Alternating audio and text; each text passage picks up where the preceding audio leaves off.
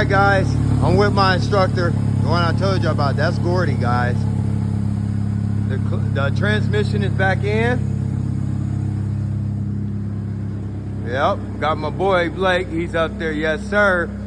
He'll show you that the clutch is working. We got everything hooked up. Right now we're looking for exhaust leak. See?